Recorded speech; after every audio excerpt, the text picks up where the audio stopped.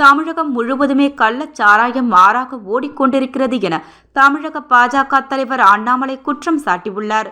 இது தொடர்பாக அவர் வெளியிட்டுள்ள அறிக்கையில், மயிலாடுதுறை மாவட்டம் முட்டம் கிராமத்தில் சாராய விற்பனையை தட்டி கேட்ட இன்ஜினியரிங் கல்லூரி மாணவர் உட்பட 2 இளைஞர்களை சாராய வியாபாரிகள் படுகொலை செய்திருப்பது பெரும் அதிர்ச்சியை ஏற்படுத்தி இருக்கிறது.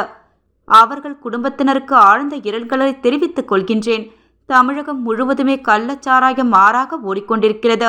இது அந்தந்த பகுதி போலீசாருக்கு தெரியாமலா இருக்கும்? இன்று சாராய வியாபாரிகளால் 2 இளைஞர்கள் உயிர் போயிருக்கிறதே. உங்களுக்கெல்லாம் மனசாட்சி ஒன்று இருக்கிறதா? துருப்பிடித்த இரும்பு கையை வைத்துக்கொண்டு தன்னைத்தானே புகழ்ந்து தினமும் ஷூட்டிங் நடத்தி கொண்டிருக்க முதல்வர் ஸ்டாலினுக்கு கூச்சம் இல்லையா?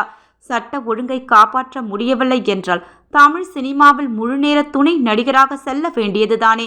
தமிழ் திரையுலகம் உங்கள் கைகளில் தானே இருக்கிறது.